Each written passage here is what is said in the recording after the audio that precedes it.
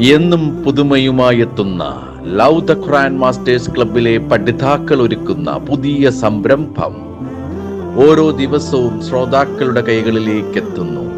ഒരു ദിനം ഒരു പേജ് ഖുർആൻ പാരായണത്തോടൊപ്പം അർത്ഥവും ഇന്ന് നിങ്ങളുടെ മുന്നിലേക്ക് എത്തുന്നു. അസ്സലാമു വറഹ്മത്തുള്ളാഹി വബറകാത്ത്. ഞാൻ മുനീറ കൊയിലാണ്ടി. ഒരു ദിനം ഒരു പേജ് ഖുർആൻ അർത്ഥസഹിതം എന്ന പ്രോഗ്രാമിലേക്ക് ഏവർക്കും സ്വാഗതം. നിങ്ങൾ ഇന്ന് പാരായണം ചെയ്യുന്നത് സൂറത്ത് യൂസുഫിലെ 241 പേജിൽ നിന്നും 44 മുതൽ 82 വരെയുള്ള വചനങ്ങളാണ് ഇൻഷാ അല്ലാഹ്. അസ്സലാമു അലൈക്കും വറഹ്മത്തുള്ളാഹി വബറകാത്തു. ഞാൻ സാബിറ കൊയിലാണ്ടി. അഊദു ബില്ലാഹി മിനശ് ശൈത്വാനിർ റജീം. ബിസ്മില്ലാഹിർ റഹ്മാനിർ റഹീം. ഖാലൂ അദ്അഫു അഹ്ലാം വമാ നഹ്നു ബിതഅ്വീലിൽ അഹ്ലാമി ബിആലിമീൻ. അവർ പറഞ്ഞു, പോക്കിനാവുകളുടെ വിശ്രമങ്ങളാണ് അത്. ഞങ്ങൾ പോക്കിനാവുകളുടെ വ്യാഖ്യാനത്തെപ്പറ്റി അറിയുന്നവരുമല്ല. وقال الذي نجا منهما وادكر بعد أمة أنا أنبئكم بتأويله فأرسلون. ആ 2 പേരിൽ നിന്നും രക്ഷപ്പെട്ടവർ പറഞ്ഞു, ഒരു നീണ്ട കാലയളവിന് ശേഷം അവന് ഓർമ്മ വരികയും ചെയ്തു. അതിൻ്റെ വ്യാഖ്യാനത്തെപ്പറ്റി ഞാൻ നിങ്ങൾക്ക് വിവരിച്ചു തരാം. ആകയാൽ അതിനു എന്നെ നിങ്ങൾ അയക്കുകയും ഞാൻ പോയി വരട്ടെ. യൂസുഫ് അയ്യുഹ الصديق أفتنا في سبع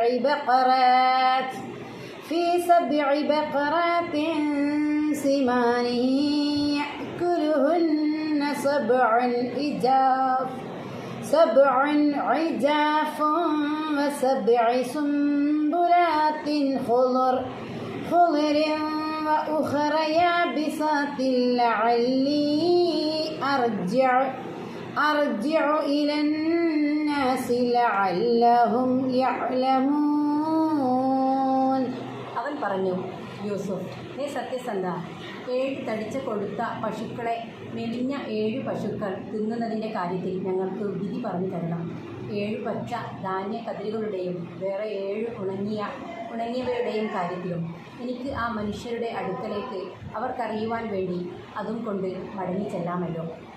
قال تزرعون 7 سنين دأبا فما حصدتم فذروه في سنبله إلا قليلا مما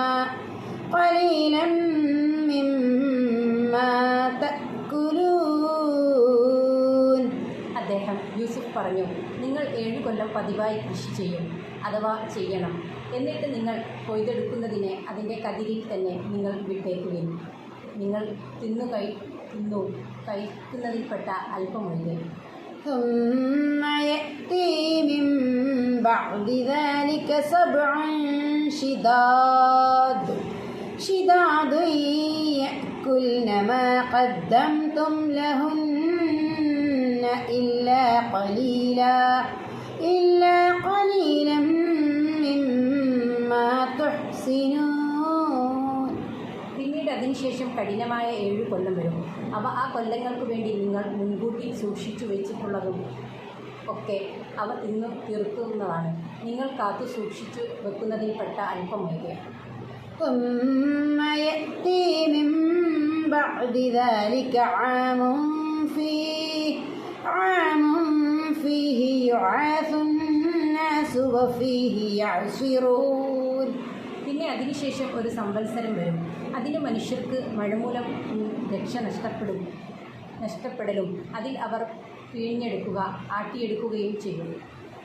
وقال الملك ائتوني به فلما جاءه الرسول قال ارجع إلى ربك فاسأله ما بال النسوة اللاتي قطعن أيديهن إن ربي بكيدهن عليم.